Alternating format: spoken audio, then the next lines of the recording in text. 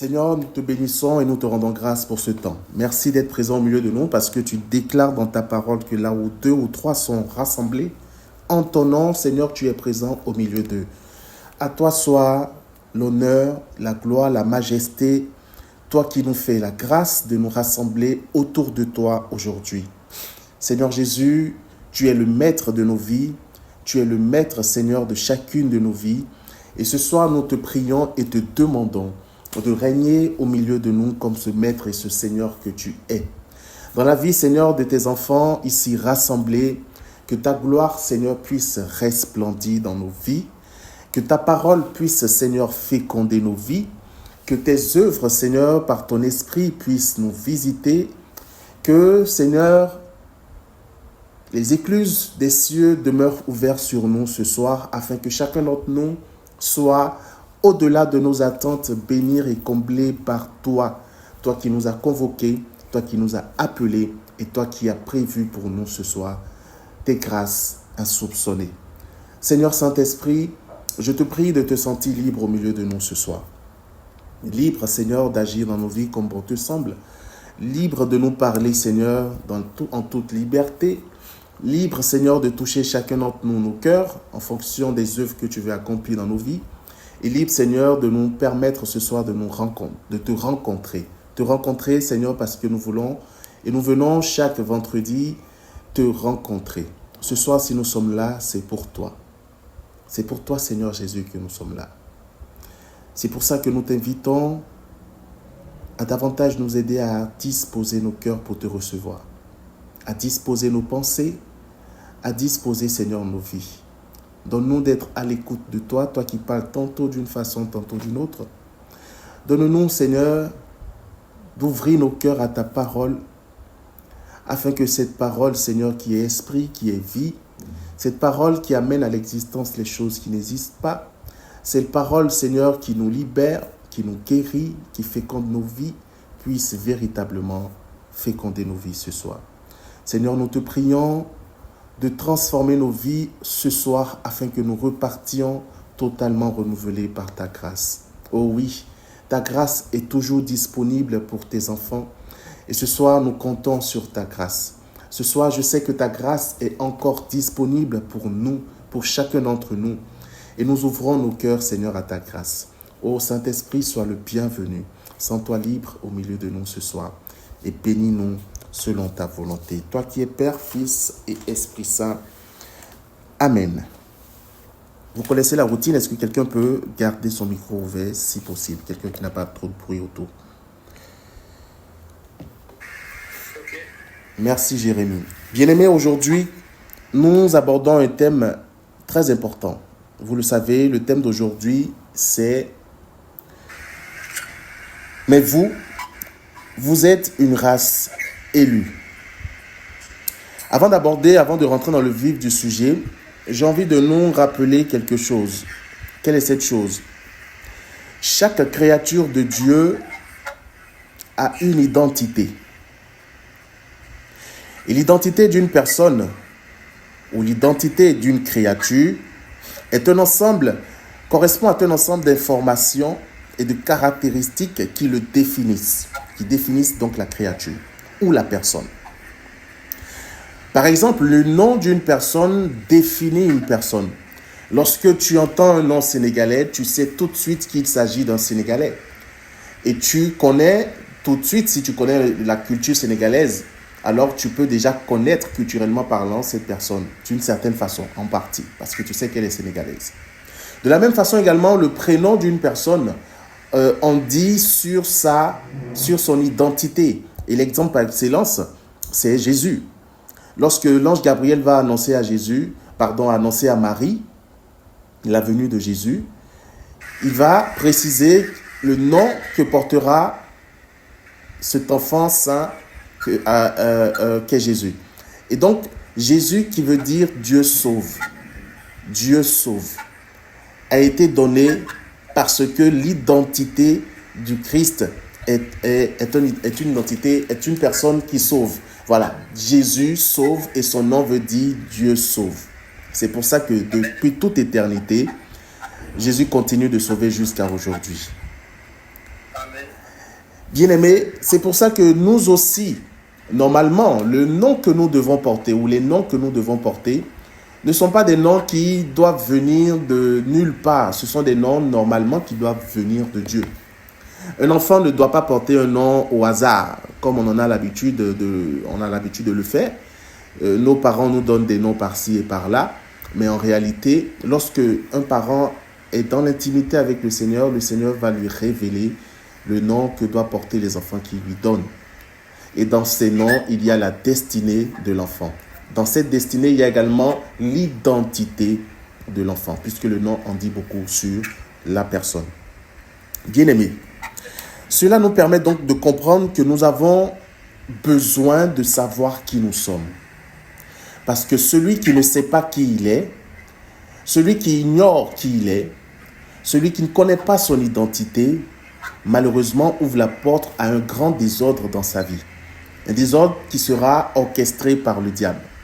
Lorsque nous voyons aujourd'hui l'identité ou la guerre des genres aujourd'hui dans le monde, où certaines personnes sont de genre masculin mais se définissent comme étant féminins, d'autres sont des personnes, des filles, mais qui se définissent comme étant des hommes.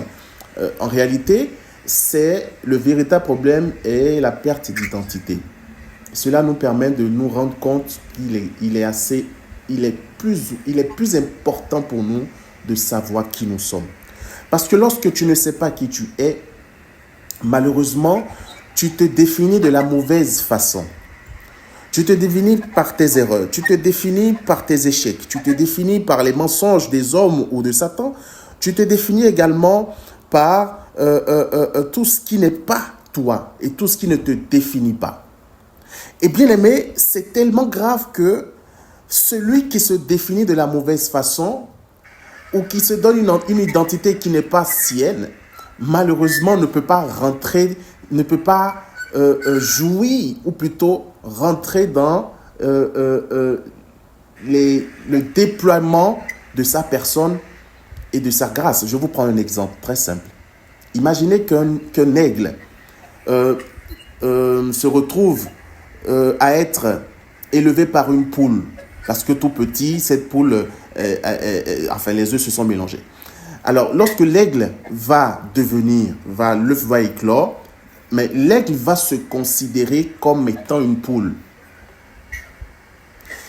Et l'aigle, se considérant comme étant une poule, ignore qu'en réalité, il n'est pas une poule, mais qu'il est un aigle. Et qu'il a des capacités supérieures aux poules. Qu'il est capable de voler dans les airs. Fermez le micro. Oui, merci. Ça fait des interférences. L'aigle l'aigle risque de ne pas savoir qu'il n'est pas une poule, mais qu'il est plutôt un aigle. Et ignorant qu'il est un aigle, il va ignorer également les capacités qui sont propres à lui. Il va ignorer les aptitudes que Dieu lui a données. Il va ignorer les talents que Dieu lui a donnés. Il va ignorer également les caractéristiques qui le définissent. Et en ce moment, il se comportera comme une poule, alors qu'en réalité, il est un aigle. Et même que sur la poule, il a autorité d'une certaine façon. Bien aimé, c'est pour ça qu'il est important que nous puissions savoir qui nous sommes. Comment tu peux savoir qui tu es? Comment pouvons-nous savoir qui nous sommes? Nous pouvons le savoir de deux façons. Qui nous sommes en tant que chrétiens et qui nous sommes en tant que personnes en fonction de notre destinée prophétique. Mais aujourd'hui, nous allons aborder que le premier aspect, qui nous sommes en tant que chrétiens. Nous allons aborder pendant ces 2 ou 3 semaines, je crois pendant 3 semaines, différents aspects sur notre identité. Aujourd'hui, la parole donc qui nous sert de support et de base par rapport à ce thème d'aujourd'hui est tirée de 1 Pierre, l'épître de Pierre, 1 Pierre chapitre 2 à partir du verset 9 que je vais lire rapidement. Mais vous êtes une race élue, un sacerdoce royal, une nation sainte, un peuple acquis pour proclamer les louanges de celui qui vous a appelé des ténèbres à son admirable lumière. Amen. Et aujourd'hui, nous allons uniquement parler de cette première caractéristique, pour ne pas dire ce premier nom que nous est donné ici, que Saint Pierre nous définit ici. Vous êtes une race élue. Une race élue devient donc le nom propre à tous les chrétiens. Un nom qui nous est donné par le Seigneur. Ce soir, j'ai envie de te dire en commençant que tu es une race élue. Et qu'est-ce que cela veut dire? C'est ce que nous allons voir ensemble.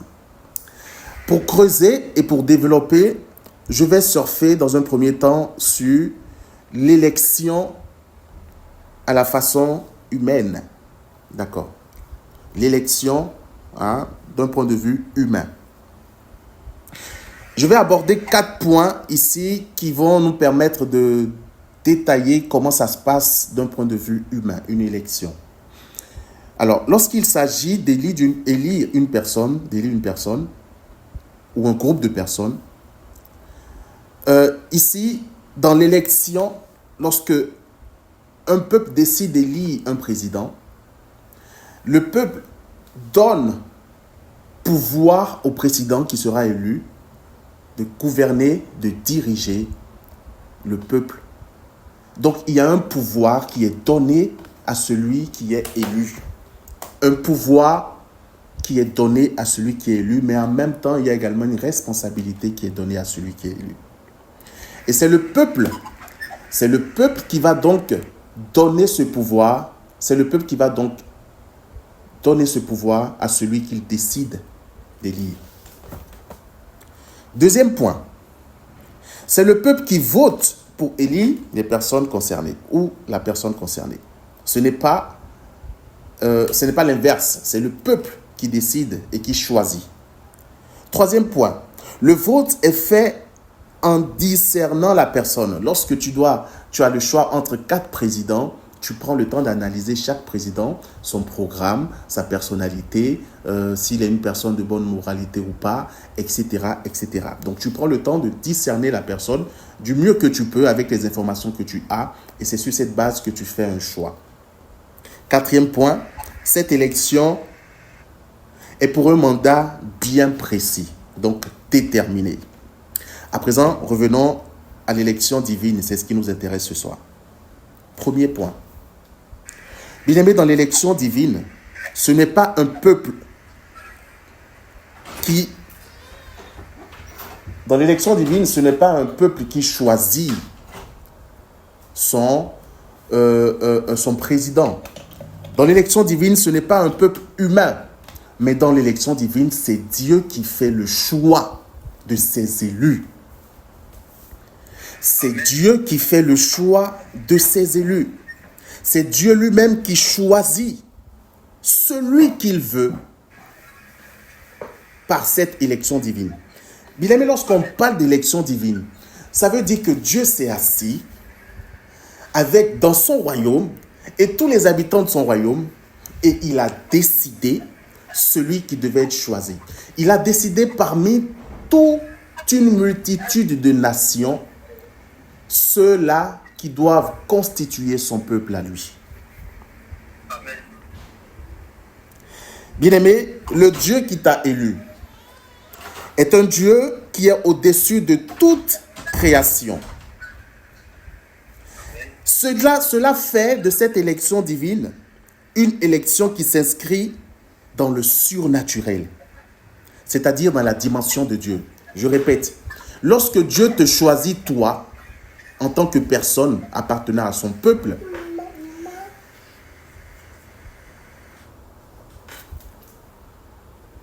lorsque Dieu te choisit comme personne appartenant à son peuple, en fait, il te positionne dans une dimension surnaturelle.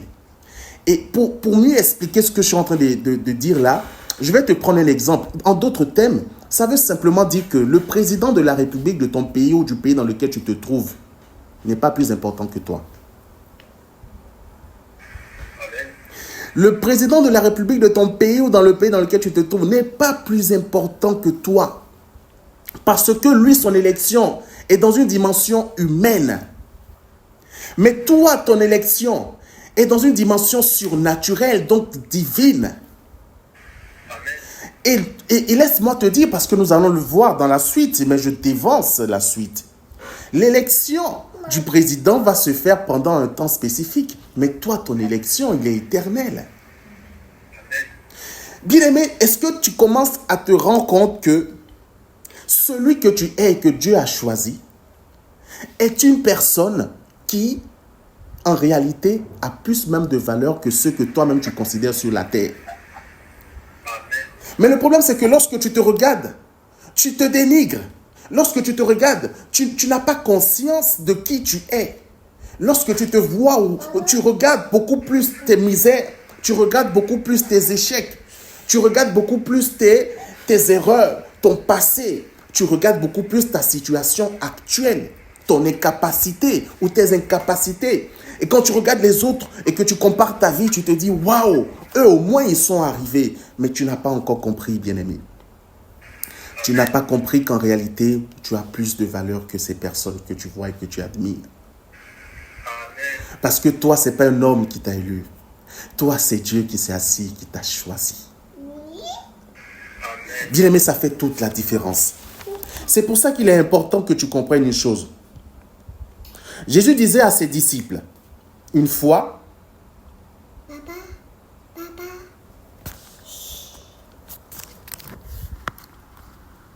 alors je disais, désolé, Jésus disait à ses disciples, une fois, lorsque les disciples, lorsque les gardes sont venus arrêter Jésus pour qu'il sauve sa passion, il disait à Pierre, qui avait sorti une épée pour trancher l'oreille de l'un des gardes, que mon royaume n'est pas de ce monde.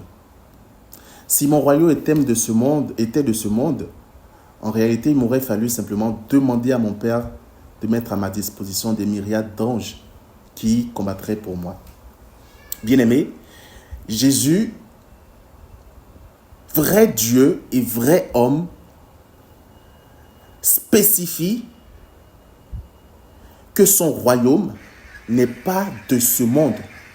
Il ne s'identifie pas à la dimension charnelle dans laquelle il se trouve.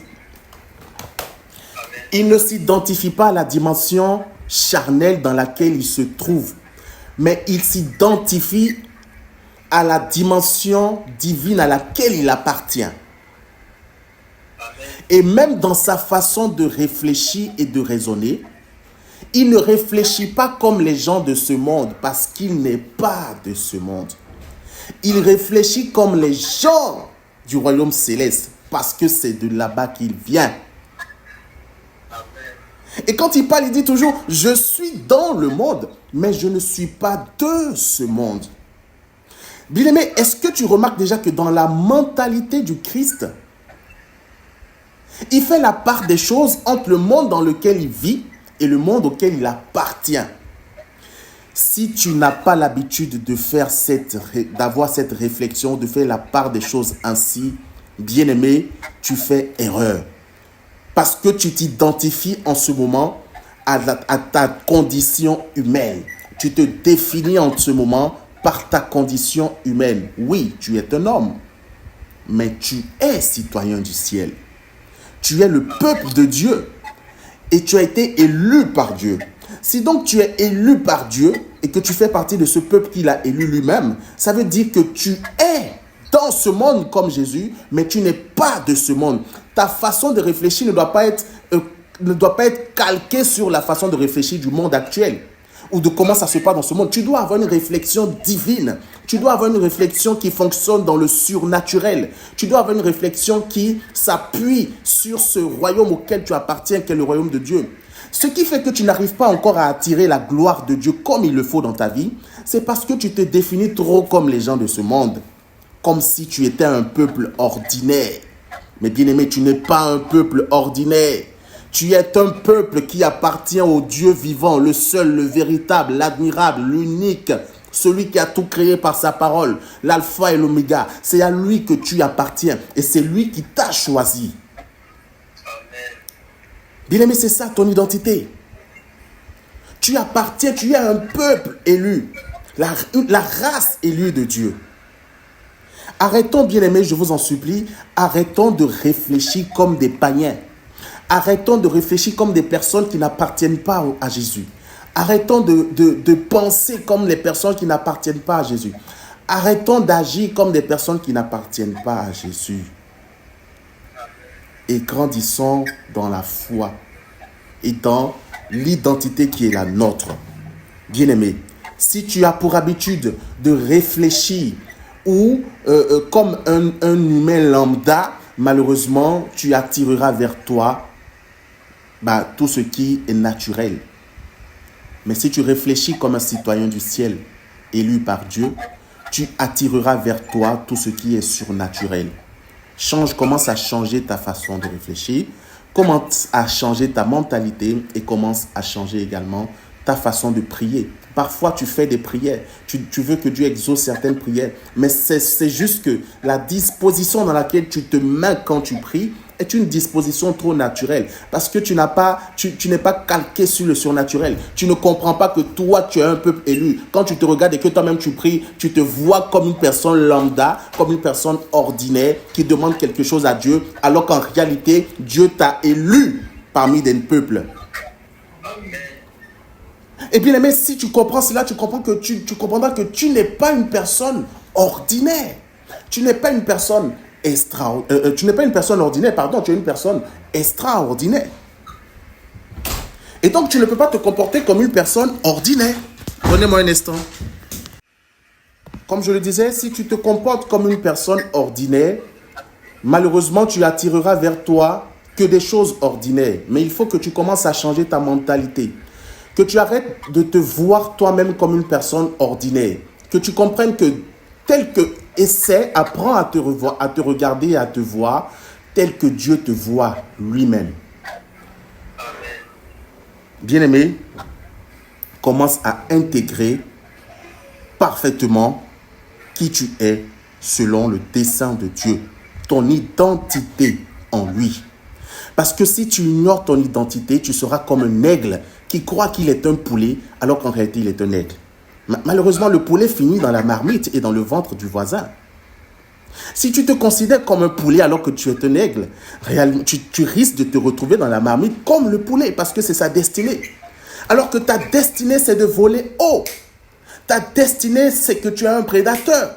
Ta destinée, c'est que tu es un guerrier. Ta destinée, c'est que Dieu t'a appelé et t'a élevé au-dessus du poulet. Donc, bien-aimé, comprends et intègre. Cela est très important, c'est pour ça que j'insiste là-dessus. Cela est très important. Comprends que tu as une destinée extraordinaire, une identité extraordinaire, parce que Dieu l'a décidé ainsi. Évoluons. Évoluons.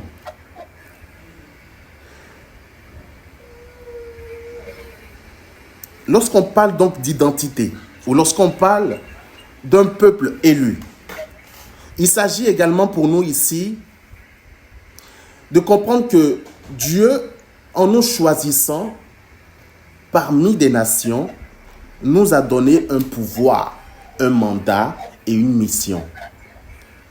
Le pouvoir que Dieu t'a donné, il te l'a donné parce qu'il t'a choisi, il t'a élu parmi des nations. Bien aimé, c'est extraordinaire, je le disais tout à l'heure, lorsque un peuple décide qui doit être son président, ce qui se passe, c'est que ce peuple, en choisissant le président, donne à ce président tout pouvoir pour exercer en tant que président. Mais lorsque Dieu te choisit, toi, ce qui est extraordinaire, c'est que dans l'élection divine, ce n'est pas nous qui choisissons Dieu. Parce que Dieu, ce n'est pas le peuple qui choisit Dieu, parce que Dieu ne vient pas gouverner ou gérer ou régner comme un roi de la terre. Dieu existe et règne de toute éternité.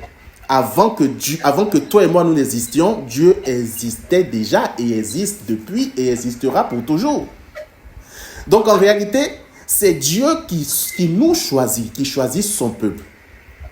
Et donc en choisissant son peuple, bien aimé, Dieu donne pouvoir au peuple qu'il a élu.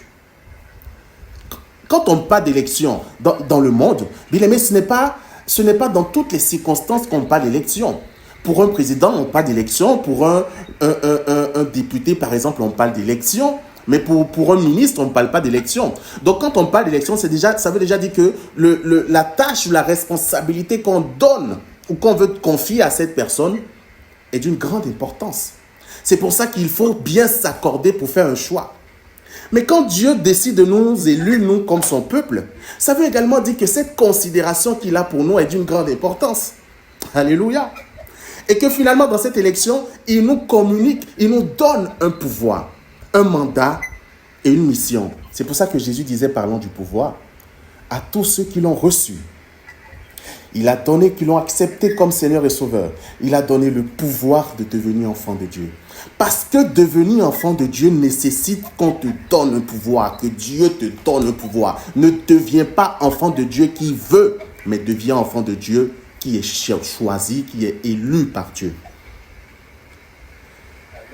Et ce pouvoir, bien-aimé, Dieu te l'a donné et Dieu me l'a donné. C'est pour ça qu'aujourd'hui, nous sommes appelés le peuple de Dieu. Lorsque Dieu te donne donc ce pouvoir de devenir enfant de Dieu, bien-aimé, comprends que dans ce pouvoir qu'il t'a donné, il t'a cédé des grâces, il t'a cédé des bénédictions, il t'a donné des faveurs, il t'a appelé à être comme lui, à être participant de sa vie, à faire comme lui, à devenir comme lui et à jouir de toutes les grâces de son royaume. Bien-aimé, dans Éphésiens 1, versets 4 à 5, la parole de Dieu nous dit que Dieu nous a élus pour nous donner le salut. Donc, l'une des conditions pour lesquelles, ou plutôt l'une des grâces de ton élection, l'un des avantages de ton élection, c'est que Dieu veut te donner et Dieu te donne le salut. Il n'a pas donné le salut à toutes les nations. Il dit, il y a beaucoup d'appelés, mais il y a très peu d'élus. Et c'est dans ce... Regarde le tableau. Il y a toute une multitude de nations et de peuples et de races. Parmi cette multitude de nations, de peuples et de races, il y a eu une partie qu'il a choisie. Il y a plusieurs qui sont appelés, mais il dit même parmi ces plusieurs qui sont appelés, ce ne sont pas tous, mais même parmi ces plusieurs qui sont appelés, il y a très peu qui sont élus. Donc finalement, tu te rends compte que c'est à la limite une élite. Et tu te retrouves parmi cette élite. Bien aimé, c'est extraordinaire. Dieu t'a élu selon 2 Thessaloniciens 2, verset 13, ou Actes des Apôtres 13, verset 48, pour recevoir l'esprit et la foi. Donc tu te rends compte que même les grâces que tu as et que l'esprit, le don de l'esprit que tu as, ce n'est pas par mérite, mais ça nécessitait d'abord une élection. Tu t'imagines donc la grâce qui est la tienne et qui est la mienne pour que nous puissions recevoir l'esprit. Il a d'abord fallu une élection qui est digne de recevoir cet esprit. Bien-aimés, et pourtant, lorsque nous nous regardons ou lorsque nous analysons nos vies, nous sommes toujours les premiers à nous dénigrer plus que même les gens, plus que même nos ennemis. C'est quand même assez absurde et inconcevable. Et bien-aimé, il faut que cela change. Parce que si ta mentalité, ta conception ne change pas, tu ne peux pas vouloir que les choses changent dans ta vie. Les choses changeront dans ta vie lorsque toi-même tu comprendras réellement qui tu es, à qui tu appartiens, ce que tu as et ta position dans ce monde. Les paroles de l'Éternel et les paroles du Christ ne sont pas des paroles vaines, bien-aimés. Lorsque Dieu parle, il ne dit rien au hasard.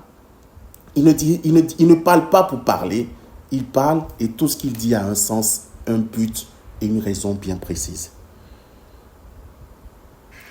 Selon Éphésiens 1, verset 4 à 5, Dieu t'a élu pour que tu reçoives l'adoption finale, l'adoption filiale en tant qu'enfant de Dieu.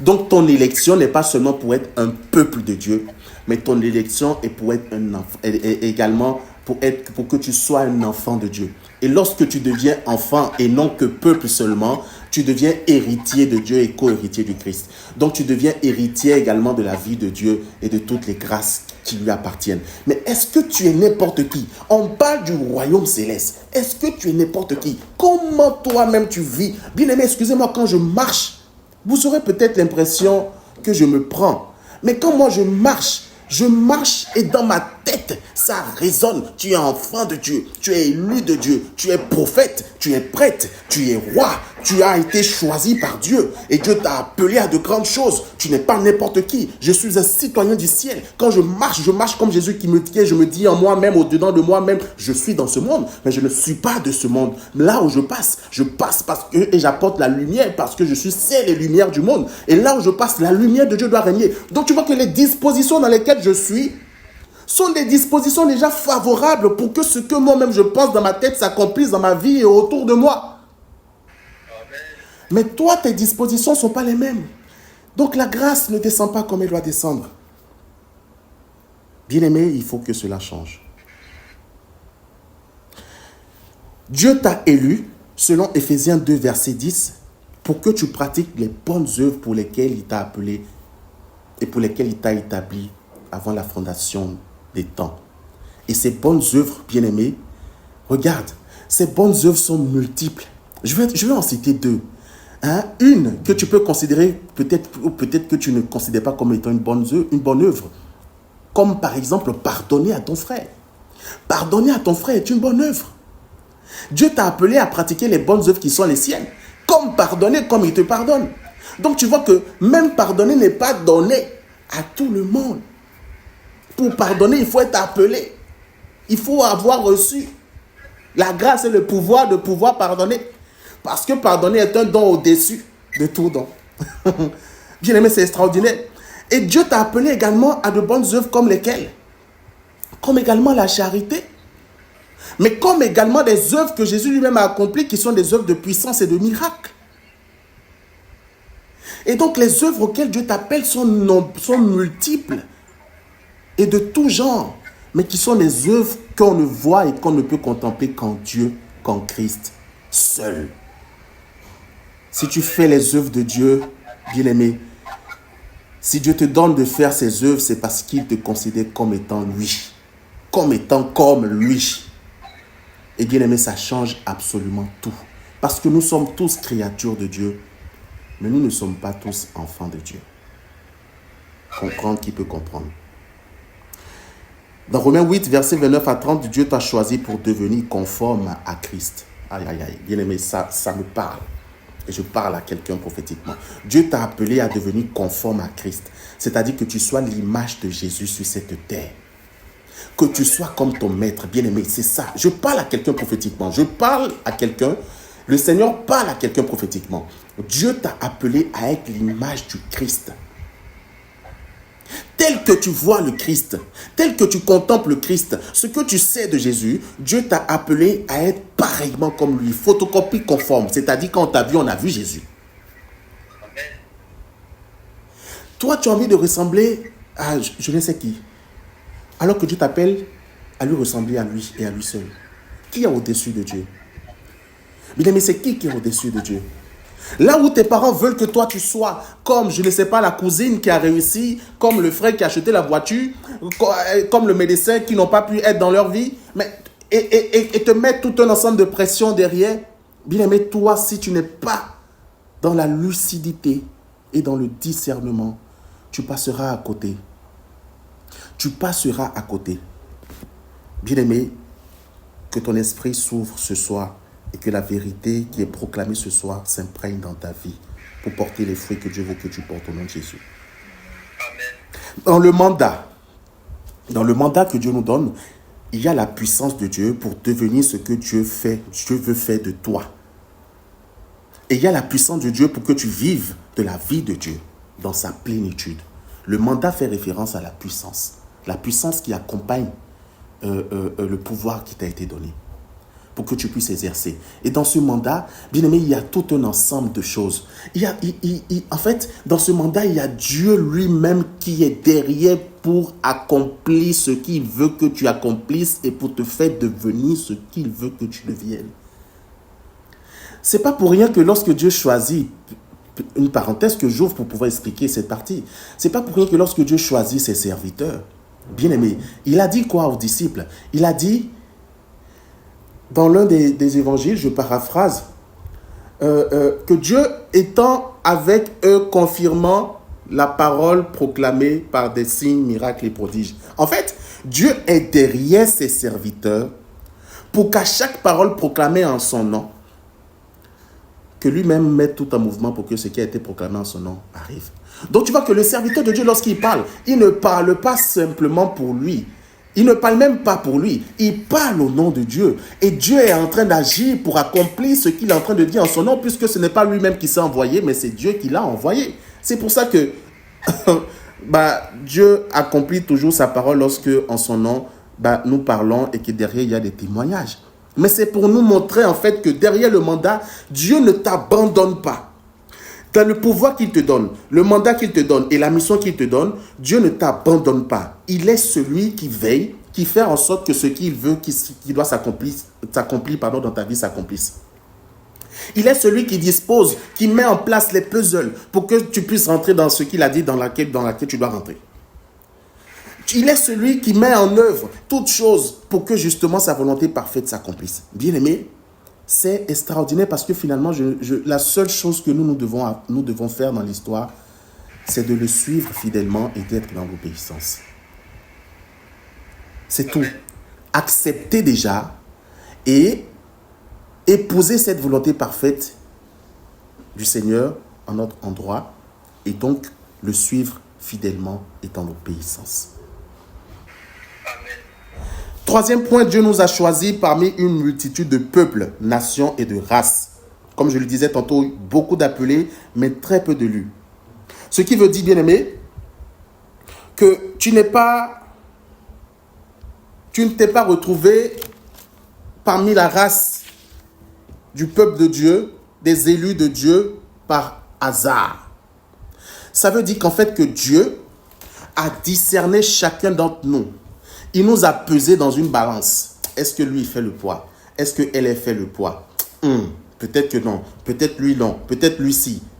Il nous a discerné. Il nous a pesé. Il nous a tamisé avant de choisir qui doit faire partie de son peuple. Avant de choisir le peuple là qu'il décide lui-même d'élire dans sa souveraineté. Mais il y a une chose extraordinaire. C'est que lorsqu'on doit choisir un président, comme je le disais tout à l'heure, on va d'abord chercher à savoir s'il est capable, s'il a les capacités, s'il est ci, s'il est ça. Mais dans le contexte de Dieu, Dieu ne nous a pas choisis parce qu'on a les capacités. Il ne nous a pas choisis parce qu'on a l'intelligence. Il ne nous a pas choisis parce qu'on a le discernement qu'il faut, parce qu'on est parfait, parce qu'on est méritant de faire partie de son royaume. Non. On n'est ni méritant, on n'est ni capable, on n'est ni en mesure, on n'a rien de tout ça. En fait, en réalité, quand tu nous prends nous tous dans le panier, tous les peuples, même ceux qui font pas partie du peuple élu de Dieu, nous sommes tous même chose. Il n'y a pas de différence entre nous tous. Et c'est là où ça devient intéressant. Parce que finalement, sur quoi est-ce que Dieu s'est basé pour nous choisir, nous? Si c'est pas parce que, si je choisis un président parce qu'il est plus compétent que les autres, c'est sa compétence qui a défini mon choix. Mais si je suis pareil que tout le monde et qu'il n'y a rien qui me différencie de l'autre, pourquoi Dieu m'a choisi moi? C'est là où ça donne matière à réfléchir. Et la réponse que je peux te donner, bien-aimé, que le Seigneur a mis dans mon cœur, c'est quoi? C'est que Dieu te voit d'une façon dont tu ne peux pas imaginer. C'est-à-dire que Dieu te considère d'une façon dont tu ne peux pas imaginer. Et je parle à quelqu'un. Tu comptes pour Dieu d'une façon dont tu ne peux pas toi-même imaginer. Tu ne peux pas comprendre. En fait, dans la pensée de Dieu, tu ne peux pas comprendre pourquoi Dieu t'a choisi. Parce qu'en réalité, Dieu t'a choisi simplement parce que tu as du prix à ses yeux. Dieu t'a choisi parce que tu comptes pour lui. Dieu t'a choisi parce que son amour pour toi est plus fort que tout. Dieu t'a choisi parce que toi, dans la balance, malgré le fait que tu ne vois pas pourquoi il t'a choisi, malgré le fait que tu constates que tu n'es pas plus méritant que les autres, en fait, lui, il t'a choisi pour que toi, tu sois méritant. Il t'a choisi pour que toi, tu sois capable. Il t'a choisi pour que toi, tu sois distingué. Il t'a choisi pour que toi, tu sois positionné, élevé. Il t'a choisi pour que toi, tu sois justement l'image même de son Fils. Bien-aimé, si t'as donc choisi, si nous a donc choisi, alors que nous n'étions pas méritants, c'est simplement parce que, finalement, nous comptons pour lui plus que nous le pensons. Et c'est ça qui fait la beauté même de la chose. C'est ça même qui tue, comme le dirait l'autre. En fait, non, c'est ça même qui fatigue, comme le disent les Ivoiriens. Moi, ça me fatigue. Mais en même temps que ça me fatigue, ça me permet de comprendre qu'en fait, j'ai mal du prix pour mon Seigneur. Oh. En fait, non, je suis une pierre plus que précieuse. Pendant que moi, je me considère comme une pierre lambda, un caillou qui est au bord de la voie, Dieu, lui, me considère comme une pierre super méga précieuse, qui a de la valeur au point où il faut la toucher avec délicatesse. Il faut la choisir avec choix, avec soin. Il faut lui apporter à la gaille. Bien-aimé, bien-aimé. Mais c'est quel homme ou c'est quel Dieu qui nous choisit ainsi? C'est quel homme ou c'est quel Dieu qui nous prédestine à de grandes choses pareilles? Mais c'est quel homme qui fait ces choses-là que Dieu fait dans nos vies?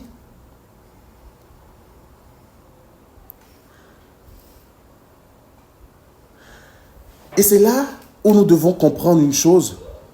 C'est là où nous devons comprendre, bien-aimé,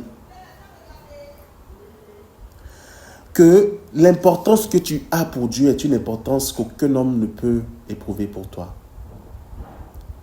L'importance que tu as pour Dieu est une importance qu'aucun bien de ce monde ne pourra t'apporter. C'est-à-dire que, la valeur que tu as, nul ne pourra reconnaître cette valeur à juste titre.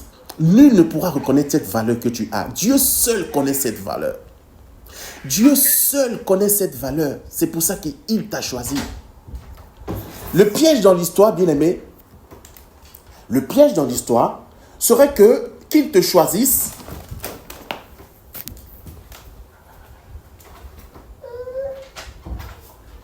Le piège dans l'histoire serait qu'il te choisisse ainsi, avec toute la valeur que tu as et que toi tu continues à te considérer comme un poulet.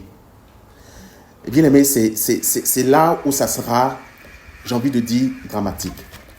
Lorsque je vois ou j'entends souvent certaines personnes se considérer de la mauvaise façon, considérer qu'elles ne sont rien, considérer qu'elles ne peuvent rien, se dénigrer d'une certaine façon, ou lorsque je vois certaines personnes se comparer à d'autres, et toutes les fois où elles se comparent, elles sont toujours en bas de liste, bien aimé, je me rends compte que nous avons tellement une mauvaise estime de nous-mêmes que c'est ce qui nous détruit même plus que tout. Ce qui nous détruit, bien aimé, ce n'est pas ce que les gens pensent de nous, mais c'est ce que toi-même tu penses de toi-même. C'est ça d'abord qui te détruit. Lorsque tu penses que tu n'es pas capable, lorsque tu penses que tu ne peux pas y arriver, c'est parce que tu te dis que tu n'es pas capable d'y arriver, que tu penses que tu ne peux pas y arriver. Alors qu'en réalité, pour y arriver, ce n'est pas ta capacité qui te fait arriver là où tu dois arriver, mais c'est l'aptitude, c'est le choix de Dieu et le fait qu'il soit derrière toi pour te conduire là où tu dois y arriver. Amen. Et c'est là, bien aimé, où nous devons être vigilants pour reconsidérer notre identité. Reconsidérer notre identité. Et pour aborder le 4e point pour terminer, Dieu nous a élus, comme je le disais, selon l'élection humaine, il y a un deadline, c'est-à-dire un délai. Mais Dieu nous a élus, nous, dans une dimension éternelle.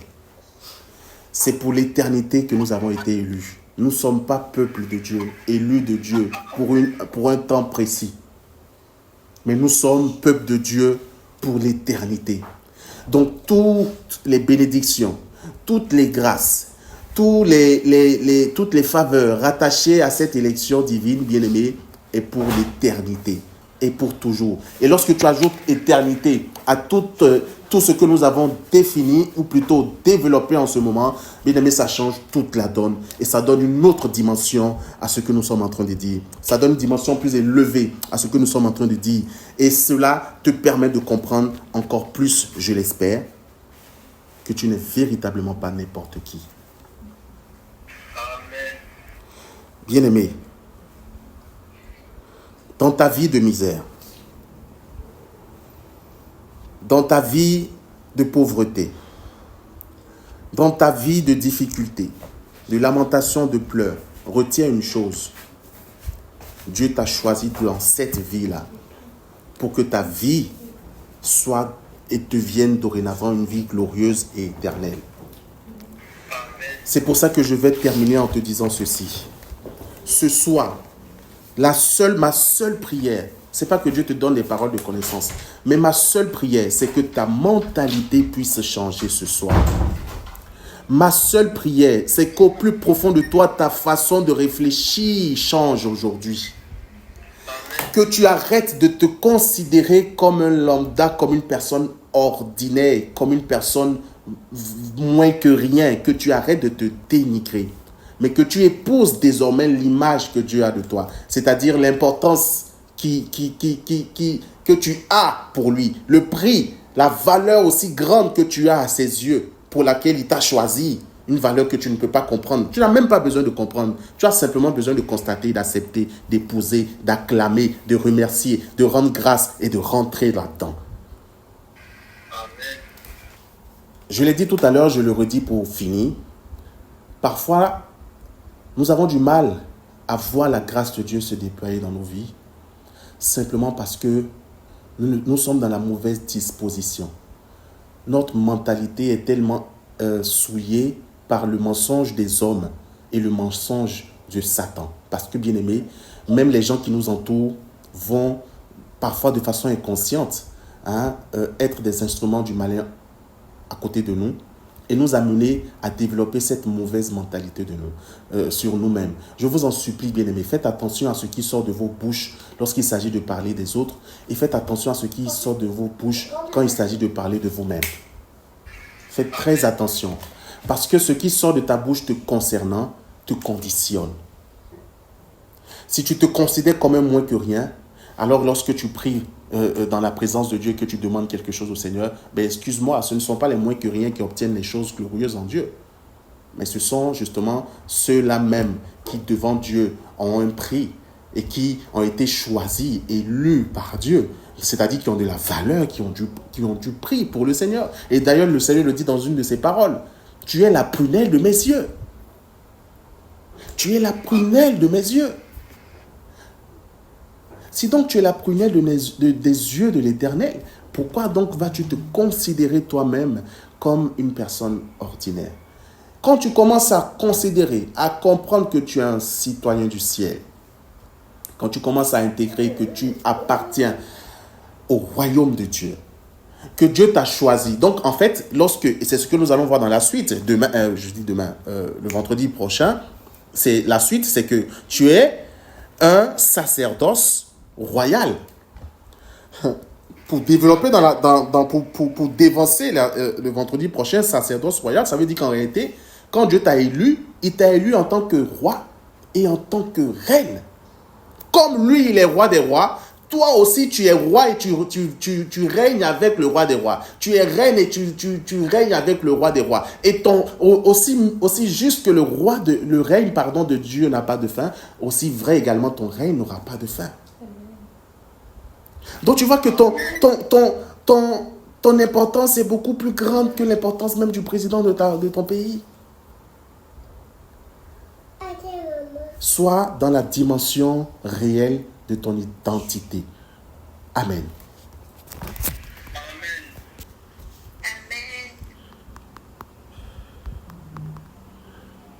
Mais je vais t'inviter maintenant, dans cette deuxième partie de notre temps d'intercession, à élever la voix. Et ce que tu vas faire simplement, c'est de commencer à te redéfinir selon ce que tu as entendu ce soir. Ta prière va consister à proclamer une vérité. Une vérité fondamentale, c'est ton identité, élu de Dieu et tout ce qui a été développé. Peut-être qu'avant, tu ne le faisais pas assez, peut-être qu'avant, tu ne le faisais pas du tout, mais ce soir, tu vas le faire. Et tu vas le faire avec un cœur ouvert.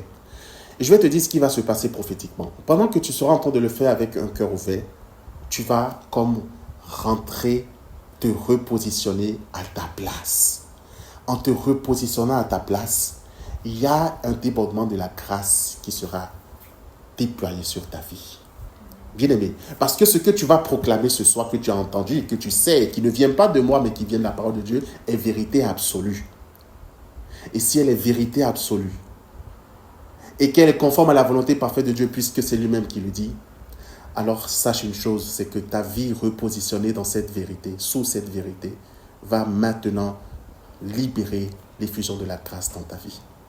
Et cette effusion de la grâce aura pour but d'apporter la nouveauté dans ta vie, d'apporter la nouvelle dimension dans ta vie, de remettre les pendules à l'heure, de remettre les choses à leur place, là où tu avais perdu, ou là où il y avait eu des choses qui avaient été déplacées, il y avait eu un désordre dans ta vie ou dans ta mentalité, dans ta conception. Le Seigneur va réordonner ces choses. Je t'invite maintenant à élever la voix. Seigneur, sois béni pour ce que nous avons entendu pour ta parole ce soir. Merci parce que ta parole est vérité. Oh, ta parole est tellement bonne, ta parole est tellement douce, ta parole est tellement vivante, bien-aimé. Bien-aimé, vivant, Seigneur, vivante est la parole de Dieu. Et c'est cette parole vivante que nous avons entendue ce soir que je veux proclamer dans ma vie. Seigneur, ce soir, je ne veux plus me définir comme le monde me définissait. Je ne veux plus me définir comme mes parents me définissaient. Je veux maintenant ce soir me définir toi-même, comme toi-même tu me définis dans ta parole.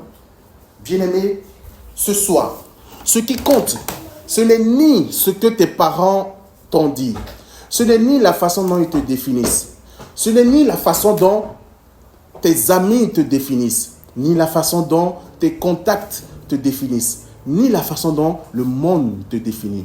Mais ce soir, il s'agit de t'approprier ce que Dieu dit de toi, de te voir dorénavant tel que Dieu te voit.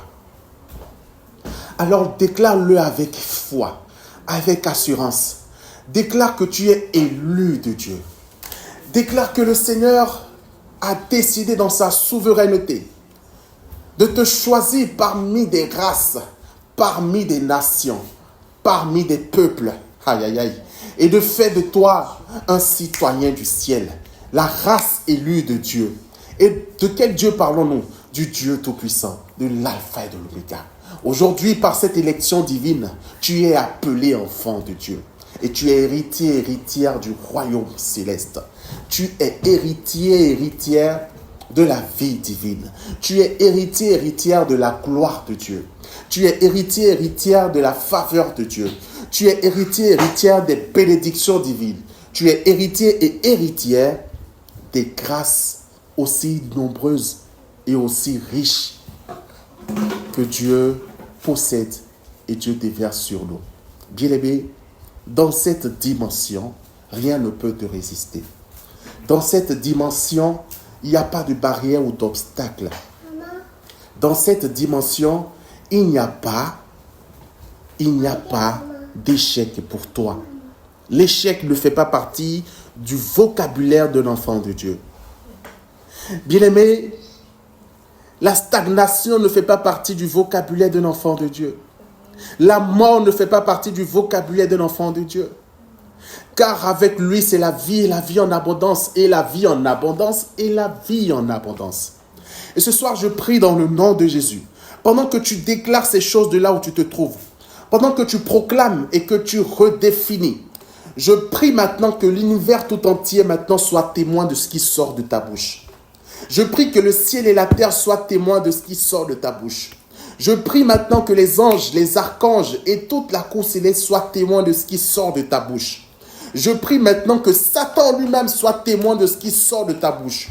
Parce que dès lors où tu redéfinis et t'appropries ton identité, tu rentres maintenant dans la vérité. Et en rentrant dans cette vérité, tu reçois maintenant l'effusion de la grâce. Saint-Esprit de Dieu, libère maintenant ta grâce avec intensité. Libère ta grâce avec intensité sur ton peuple que tu as choisi toi-même. Oh Seigneur, regarde aux conditions de chacun d'entre nous. Toi qui connaissais nos misères avant de nous choisir. Toi qui connaissais nos épreuves avant de nous choisir. Mais toi qui nous as choisis pour que nous soyons l'image de ton Fils, notre Seigneur Jésus. Viens, et dans ta souveraineté, ton amour puissant, libérer cette grâce encore dans nos vies. Renouveler cette grâce encore dans nos vies. Renforcer cette grâce encore dans nos vies. Au nom puissant de Jésus. Rentaya kotolobosa. Rikete kosotolobo yakatara babashe. Renda yakoto koto rebraya sante le koto. Brinte yasa terebo shatalaba soto le kante le braya sante le koto. Rikoto lobo shande le boso. Rite rabra chato lobo shande le boso. Seigneur Saint-Esprit, nous voulons ta gloire ce soir. Ton peuple, celui que tu as élu depuis la fondation des temps. Or, ce soir, Seigneur, d'un même cœur, d'une même voix, nous élevons, Seigneur, nos voix vers toi. Nous te disons merci. Merci de nous avoir choisis. Merci d'avoir fait de nous des élus de Dieu. Alléluia. Merci d'avoir fait de nous des citoyens du ciel. Merci d'avoir fait de nous ton peuple parmi toutes les nations. Ce peuple que tu as choisi, que tu as mis à part pour être parfaitement ton image. Ce soir, Seigneur, je prie pour chacun de tes enfants. Et j'invoque ton nom glorieux, souverain et puissant. Le nom même de celui qui sauve, le nom de Jésus-Christ de Nazareth, dans la vie de tous ceux qui sont connectés et tous ceux qui écoutent, Seigneur, cette parole. Dans le nom de Jésus, que ton nom, Seigneur, dans sa plénitude et dans sa puissance, Seigneur, visite maintenant tes enfants, pour apporter et pour accomplir ta volonté selon, Seigneur, ce que tu veux accomplir ce soir dans chacune de leurs vies. J'ai une bonne nouvelle pour toi, Cathy. J'ai une très bonne nouvelle pour toi. Est-ce que tu peux ouvrir ton micro? Je vais t'entendre dire Amen lorsque je te donnerai cette parole. Le Seigneur me dit de te dire qu'il accomplit un renouvellement de tes finances. De tes finances. Une restauration, c'est le thème exact. Une restauration de tes finances. Le Seigneur restaure tes finances. Regarde, pendant que je suis en train de te déclarer que le Seigneur restaure tes finances, le Saint-Esprit est déjà en mouvement. Le Saint-Esprit est en mouvement. Je ne sais pas si là tu sens déjà la présence du Saint-Esprit. Si c'est le cas, précise-le-moi. Est-ce que tu sens la présence du Saint-Esprit en ce moment? Je suis juste en joie. Alléluia. Le Seigneur, regarde, le Seigneur restaure. Cette restauration de tes finances, c'est, on a déjà discuté toi et moi, mais c'est pas une restauration ordinaire. C'est pas que genre, le Seigneur va faire en sorte que tu aies de l'argent qui vient de quelque part. En fait, toutes tes finances, il prend en charge maintenant toutes tes finances. C'est-à-dire, il restaure maintenant tes finances. Ça, c'est une nouvelle dimension pour toi dans tes finances. Il y a des choses que tu expérimentais avant, que tu n'expérimenteras plus. Des manques que tu expérimentais avant, que tu n'expérimenteras plus. Parce que tu fais partie du peuple de Dieu. Alléluia. Renta karabababashi. Rete rabrashana labaso to to to to to to to. Rinta ya babababababaso. Cette même grâce concerne d'autres personnes ici. Je n'ai pas plus de précision sur les personnes, mais ce n'est pas seulement une parole qui est donnée que pour Cathy. Il y en a d'autres également ici à qui cette grâce aussi est destinée. Rekete, accueilli par la foi. Katarabashi leboso. Est-ce que Patrick est connecté? Oui, je suis connecté. Alléluia. J'ai une bonne nouvelle pour toi aussi de la part du Seigneur. Le Seigneur me dit de te dire que il te donne un emploi. Amen. Il te donne un emploi. Je vais t'inviter à déposer encore tes CV partout où tu as envie de déposer. Voilà. Tous les lieux où le Seigneur t'inspirera, dépose tes CV et attends-toi au Seigneur parce qu'il te donnera un emploi et ce n'est pas un emploi, pas des moindres. Vraiment pas des moindres. Et je prie pour qu'avant fin août, que tu reviennes ici pour témoigner. Au nom de Jésus. Au nom puissant de Jésus. Ouf! Rabababababaché. Oh Saint-Esprit, gloire à toi. Rentaya bababababababababababaso. Karabaya bason tolobo chere brababababababaso. Dans cet emploi, peut-être que tu commenceras, je ne sais pas par quoi tu commenceras, mais en tout cas, je sais une chose, c'est que je vois un contrat CDI. Je vois un contrat CDI. Renta rabaya basoto robosha. Kete rebraya toto sonto roboshe rebosa. Rekete ribranta ya baba baba baba baba baba baba baba soto roboshante reboso. Karabaya koto roboso. Alléluia Jésus. Le Seigneur me dit, vous êtes ainsi par le Seigneur, vous êtes le peuple que j'ai choisi depuis la fondation des temps. Et ce peuple que Dieu a choisi, le Seigneur a pour but de nous conduire dans tous les projets de bonheur qu'il a pour nous. Il me dit, attachez-vous à moi. Attachez-vous à moi. Bien-aimés, ne nous écartons ni à gauche ni à droite, mais restons fidèles à sa suite. Et lui sera toujours fidèle. Parce que ce n'est pas d'abord nous qui l'avons choisi, mais c'est lui qui nous a choisis. Bien-aimés, continuons à développer cette fidélité à sa suite et restons tranquilles pour observer les grâces et les merveilles qu'il fera pour nous. Je finis en partageant ce témoignage, c'est que je ne peux pas vous dire à quel point, personnellement, je suis fier de ma vie. Je suis fier de ma vie, pourquoi? Non pas parce que j'ai des immeubles qui me rapportent des milliards par jour ou par mois, mais je suis fier de ma vie parce que je vois ce que Dieu fait avec moi au quotidien. Bien aimé, ce que Dieu fait avec moi, ça dépasse l'argent.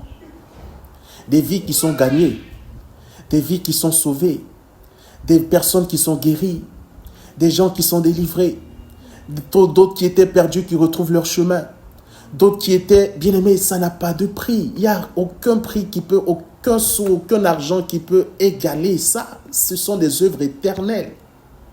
Et chaque jour, quand je vois Dieu agir dans la vie d'une personne, bien-aimé, c'est plus que... C'est une joie que je ne saurais décrire qui inonde mon cœur. Et ne serait-ce que pour ça, je bénis le Seigneur pour ma vie et pour les fruits qu'il me fait porter.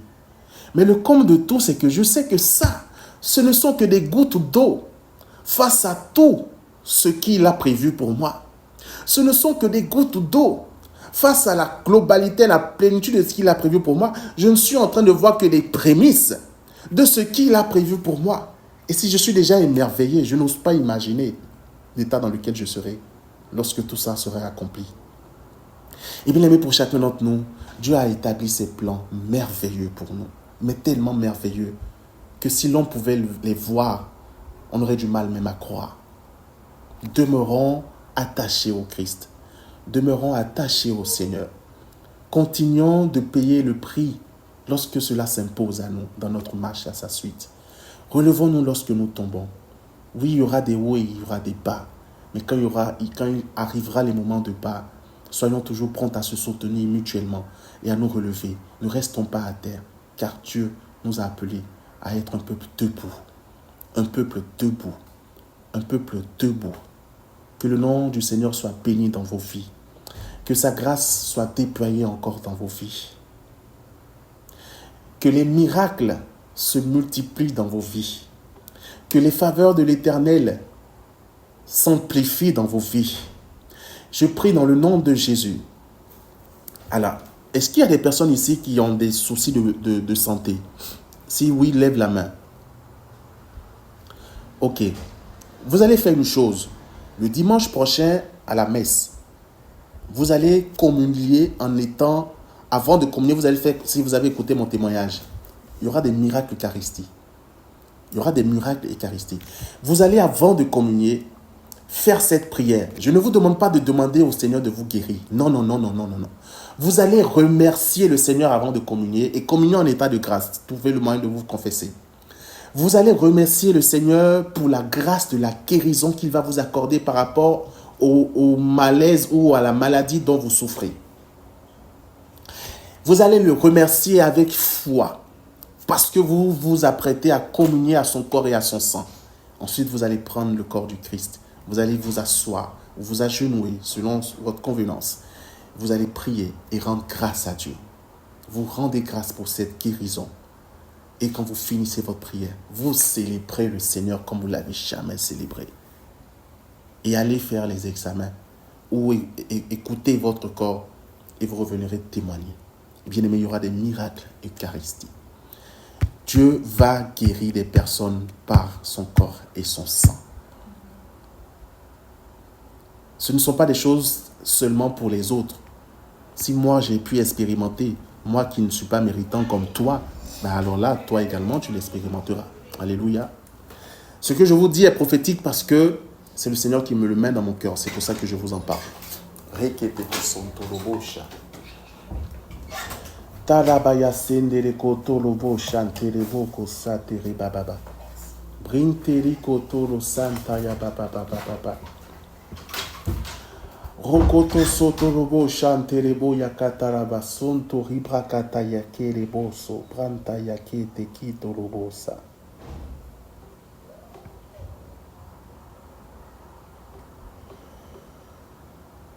Regele bosa. Cet esprit, que ton nom soit béni. Seigneur, nous voulons te louer, t'acclamer et te magnifier pour ce que tu fais au milieu de nous. Ce soir, nous voulons également te remercier. Faisons-le ensemble. Rendons grâce à Dieu pour ceux que nous sommes, pour celui que tu es, pour celle que tu es. Rendons grâce à Dieu pour sa faveur, sa main dans nos vies, pour ses œuvres qui ne cessent d'accomplir dans nos vies et pour celles que nous allons encore voir.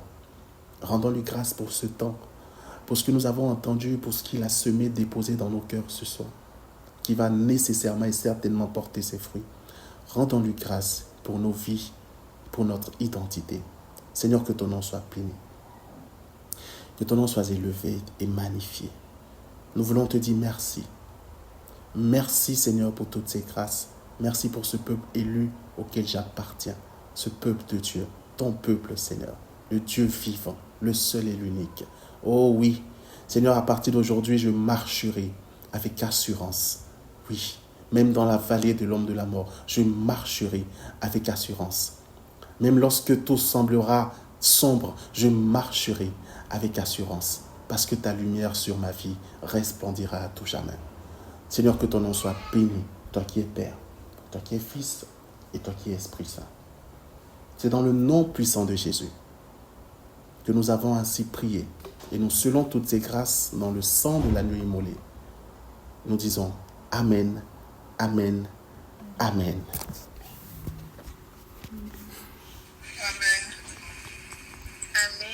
Tout à l'heure, j'étais trop concentrée sur mon mal-être.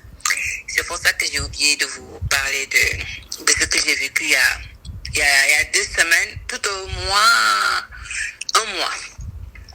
C'était la nuit, j'étais couchée et j'étais à l'extrémité du lit.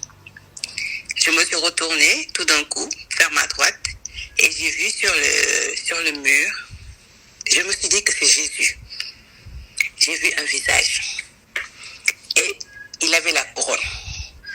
Donc j'ai regardé, j'ai mis du temps à regarder. Mais je n'ai pas été réactive. Je faisais que regarder le visage et je ne peux pas le décrire. Mais ce qui m'a impressionnée, c'était le nez, par exemple. Je disais, ah Jésus, ton nez est si long et si fin. Et d'un coup, il est parti. Donc le lendemain, quand je me couchais, je me suis dit non, aujourd'hui, si je revois Jésus, puisque j'ai beaucoup de souhaits, je ne sais pas lequel lui soumettre. Mais je vais lui dire, Jésus, bénis-moi, tout simplement. Et j'ai touché le mur, là où j'avais vu le visage. J'ai dit, je t'attends aujourd'hui. Mais ce qui s'est passé, c'est le contraire. Ça s'est passé tôt le matin, vers 5 heures du matin, parce que j'étais déjà au téléphone en train de discuter avec quelqu'un. Donc, je n'avais pas les mains croisées. Mais ce dont je me rappelle, c'est qu'à un moment donné, j'ai assoupi encore et j'avais les mains croisées, mais comme un trapèze, et on m'empêchait de me lever. On me serrait que je me débattais. Et quand je me suis réveillée, quand j'ai ouvert enfin les yeux, j'avais même mal au bras. Voilà, c'était ça mon véritable témoignage. Et à chaque fois, d'habitude, quand j'ai des apparitions inhabituelles, bizarres, quand je me lève le matin, j'en parle à quelqu'un. Parce qu'au fil du temps, mes souvenirs s'altèrent. Mais là, je n'ai jamais réussi à en parler. La preuve, tout à l'heure, j'ai même oublié d'en parler comme témoignage. Alors, je voudrais que frère Thierry m'explique qu'est-ce que ça veut dire. Pour le temps de prière, je me rends compte encore que le Seigneur ne choisit pas ces temps il n'inspire pas ces temps de prière pour rien. Il y a toujours une raison derrière. Le temps de prière de ce soir m'a particulièrement touché parce que lors d'une de mes méditations personnelles, je me suis rendu compte que j'avais, comme disait le berger, une mauvaise façon de me définir. M'étais posé la question, est-ce que je m'aime moi-même? Est-ce que j'avais de l'estime pour moi-même? Et j'ai vu que la manière dont je me considérais n'était pas vraiment... Bon, je me voyais vraiment comme une personne sale, une mauvaise personne, etc., etc. Et surtout, je me disais, si moi-même je ne m'aime pas, comment je peux aimer les autres comme moi-même? Bon, déjà que moi je ne m'aime pas, je vais traiter les autres d'une mauvaise manière, en fait. Et j'ai même essayé d'en parler avec un frère et une sœur ici, comment eux ils se considèrent, comment eux ils se voient. Et le temps de prière de ce soir m'a particulièrement touché, parce que j'avais même fait cette prière ce matin, que Seigneur, permets-moi de me voir comme tu me vois. Et là, par ce temps de prière, il a clairement, parfaitement répondu à ma prière de ce matin, et je voulais vraiment bénir le nom du Seigneur pour ce temps de prière et rendre grâce. C'est un peu ça. Amen. Je vous rappelle alors. Shalom à tous, bonsoir. En fait, j'avais vraiment pas envie de témoigner, mais bon, et c'est comme si en ne témoignant pas, je suis en train de faire mal en fait. Donc, j'ai bien voulu partager cette expérience avec vous. En fait, depuis toute cette semaine, je crois que le Seigneur a vraiment un travail à faire dans ma vie. Donc, ce qui fait que depuis lors, sur Internet, j'essaie d'écouter certains enseignements qui portent vraiment sur ma vie. Donc, ce matin, même avant d'aller à la messe, je suis partie aussi sur YouTube. J'ai écouté aussi un enseignement qui portait sur le pardon des péchés. Il faut revoir son cœur intérieur et tout. Une fois à la messe, le prêtre aussi a parlé pareillement de ce que j'ai pu écouter avant de partir à la messe, en fait. Je me suis dit, c'est un message aussi pour moi, en fait. Le Seigneur ne fait rien au hasard. Et au cours de cette prière aussi, le berger parlant qu'il est en train de donner un message à quelqu'un, pas avant la parole de connaissance, au cours de la prédication, il parlait qu'il est en train de donner un message à quelqu'un. Par exemple, je prends un exemple, le Seigneur peut te choisir pour que toi, tu puisses pardonner aux autres. Tout ça là, je me suis dit, ça c'est, en fait, la façon dont le berger insistait, je me suis dit, ça c'est toujours le message là, toujours, il est le mien en fait. Donc, c'est vrai que je n'avais pas vraiment envie de témoigner, je voulais vraiment, c'était pas le moment pour moi de témoigner des bienfaits. Sinon, si c'est pour les bienfaits, déjà son amour pour moi et tout ce qu'il est en train de faire, de me réconforter et tout, ça je lui rends grâce vraiment. Et la dernière fois aussi, je suis une personne, je n'aime pas trop me confier à qui que ce soit aussi, mais j'ai eu aussi à parler avec notre berger. On a fait le coup pendant au moins, disons, 2 heures de temps. Au début, j'étais un peu nerveuse, je ne voulais pas vraiment, mais à la fin, je ne lui ai même pas rappelé pour lui dire que c'est comme ça que je me suis sentie. Mais vraiment, ça m'a vraiment fait du bien, ça m'a libérée. Comme je vous le disais tantôt, tout au début, toute cette semaine, j'ai constaté que le Seigneur est en train de faire un travail sur mon intérieur, mon être intérieur, mon cœur et tout. Donc, vraiment, à chaque fois quand je tombais sur des messages sur Internet, ces messages vraiment me parlaient. Donc, j'ai voulu vraiment témoigner par rapport à cela. Ne négligeons pas l'Esprit de Dieu en nous. Il nous parle d'une façon ou d'une autre. Voilà, merci bien. Et pour tous les fruits que cette séance de prière a mis en nous. Amen. Vous allez bien. C'est un témoignage que je veux faire. Au début de la prière, j'ai pas trop voulu parler de ça, mais bon, je pense que tout au long de la prière, j'ai vraiment ressenti le besoin d'en parler. Alors la semaine dernière, oui, si je ne me trompe pas, j'ai eu à faire un travail avec le berger, un travail de délivrance et tout. Et durant ce temps de prière, vu que je faisais aussi mes prières habituelles, donc hormis ce temps-là, et je faisais aussi ces prières-là, donc je priais, je disais au Seigneur de me séparer des personnes avec lesquelles, de séparer tout ce qui ne devait pas être dans ma vie. Je mettais vraiment l'accent dessus. Dans ma prière, je disais au Seigneur que sépare-moi de tout ce qui ne mérite pas d'être dans ma vie. Et quand j'ai terminé les prières de délivrance le vendredi soir, le samedi, déjà en semaine, quand j'ai commencé le jeûne, j'avais ressenti le besoin, on va pas dire besoin pressant, mais j'ai ressenti un besoin de supprimer certains contacts. Je voyais qu'il y avait des personnes qui ne m'aidaient pas toujours dans le bon sens, avec qui on avait des discussions qui n'étaient pas constructives. Il y avait des personnes aussi avec qui, lorsqu'on discutait, il n'y avait pas que du bon qui en ressortait. Il y avait beaucoup de critiques, de jugements. Et du coup, je me suis dit non, pour que je puisse, dans ma marche, il faudrait que je puisse accepter de totalement me séparer de ça. Et vraiment, mais il faut aussi reconnaître qu'il y a des personnes envers qui, malgré tout ça, j'étais quand même attachée. Parce qu'il y a eu des moments qu'on a peut-être pu plus ou moins traverser ensemble. Donc je me suis dit non, il y a quand même l'attachement et tout. Forcément le Seigneur va mettre les choses au bon moment. Et le Seigneur est vraiment merveilleux. Parce que je termine les prières le vendredi, donc je continue mes prières le samedi. Le samedi, quand je suis là, je suis assise et tout, et je remarque que je parle avec une personne comme ça. C'est comme si l'esprit m'avait guidé vers une personne pour me dire parle avec telle personne. Quand je vais parler avec une personne, au cours de la discussion, la personne me dit mais tiens, je t'ai pas dit. Il y a une personne de ton entourage très immédiat qui te déteste, mais vraiment qui te voue une haine. Et j'étais choquée parce qu'après que le nom de la personne soit sorti, il y a plusieurs autres noms qui sont sortis. En mode de ces personnes avaient déjà... Et c'était des personnes qui rigolaient avec moi. Ces personnes, vraiment, elles avaient eu à parler de moi. Et le Seigneur est merveilleux. Je vous assure, le Seigneur est merveilleux.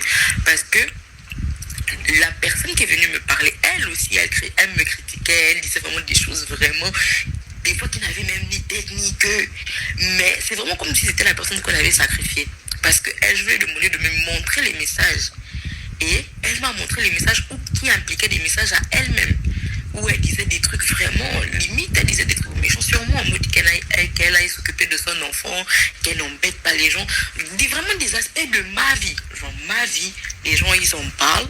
Comme si c'était, je sais pas. C'était des personnes que je considère pas comme des amis, mais que j'ai eu à connaître il y a quelques années, que j'ai eu à connaître via quelqu'un avec qui j'ai gardé de bons rapports. Et plus j'ai eu à découvrir ça, sur le coup, je voulais le garder pour moi. Je me suis dit non, je dois faire preuve de maîtrise de moi. Mais je me suis dit, garder ça pour moi, allait créer en moi un sentiment mauvais. Ça pouvait laisser naître des mauvais sentiments. Du coup, j'ai eu à en discuter. Publiquement, enfin pas publiquement on va dire, mais j'ai eu à discuter devant les protagonistes parce que je suis pas une personne qui cache beaucoup les choses. Donc je suis partie, j'ai eu à discuter, j'ai mentionné tel, les personnes m'ont injurié, elles ont eu à dire des trucs, oui, jusqu'à j'ai reçu des termes vraiment en mode de va te faire foutre, désolé du terme, mais c'est vraiment des trucs comme ça que j'ai reçu quand j'ai eu à poser les questions aux concernés. Donc, j'ai dit que je ne vais pas proférer d'injures parce que ça va à l'encontre de ce que je prône. Je n'ai pas proféré d'injures, j'ai juste dit, le Seigneur nous rendra tout au bon moment et en fonction de nos actes. Si j'ai été une bonne personne pour vous, c'est tant mieux. Si j'ai pas été une bonne personne pour vous également, c'est tant mieux. Mais pour ma part, je ne ressens plus le besoin de rester en contact avec vous. Et j'ai aussi remarqué vraiment des personnes que je veux coopérer, parce que les personnes que je disais non, je veux vraiment plus être en contact, mais avec quand même un petit attachement, ces personnes ont plus ou moins adhéré au fait que certaines personnes me critiquaient, et c'est là que j'ai juste sauté sur l'occasion. De toute façon, je les ai bloqués sans remords là. Non, j'étais au mode que Seigneur, c'est quelle délivrance comme ça que tu me donnes vraiment. Ça m'a... À aucun moment, je me suis sentie ébranlée par ce qui s'est passé. Je ne me suis pas sentie ébranlée en tant que telle. J'ai ressenti une paix. Ce qui était preuve que ce que je faisais n'était pas mauvais et que ça devait arriver. Du coup, j'ai béni le Seigneur quand c'est arrivé. C'est vrai que j'étais un peu, on va pas dire irritée, mais j'étais un peu, vu que c'était des choses que je venais d'apprendre, ça faisait un trop plein. Du coup, je me sentais juste en mode, c'est un peu choquant d'apprendre tout ça et tout. Mais après, j'ai soufflé, j'ai prié, j'ai dit, Seigneur, ne laisse pas naître en moi une haine profonde, une haine de quoi que ce soit. Ne laisse pas naître en moi des sentiments qui n'ont pas lieu d'être. Du coup, j'ai prié pour ça durant de toute la semaine. Chaque fois que j'ai eu l'occasion de prier, chaque fois j'ai prié que Seigneur ne laisse pas la haine naître de mon cœur. Et c'est quand je m'assois, je fais un peu le bilan de ce qui s'est passé la semaine dernière, je me dis juste, je suis vraiment sur la bonne voie. Parce que quand on me parle de ces personnes, le sentiment qui est là, c'est pas un sentiment de colère, c'est même pas un sentiment de haine, c'est juste un sentiment comme ça. Et plus je prie davantage pour avoir de la compassion pour elle, qui sera le signe que j'ai accordé totalement mon pardon. Et du coup, je me dis, c'est le Seigneur est merveilleux parce qu'il a vraiment exaucé une prière. Quoique ça n'a pas été fait sur l'instant, mais j'ai quand même eu à découvrir des trucs qui se passaient vraiment en catimini, entre trois ce soir, parce que ça parlait de comment on se voit. Il y a quelques temps, j'étais en train de prier, et j'avais reçu ça.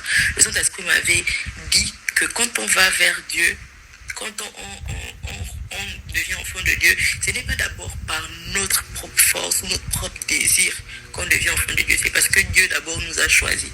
Et j'avais écrit un texte dessus où j'avais dit c'est vraiment un privilège d'être choisi par Dieu. Parce que si je suis enfant de Dieu aujourd'hui, c'est d'abord parce que j'ai été choisi par lui. C'est d'abord parce que lui m'a aimé et il m'a attiré vers lui. Et du coup, pour ça, je rends grâce également pour le message du berger qui nous parlait plus de cette estime qu'on doit avoir étant enfant de Dieu.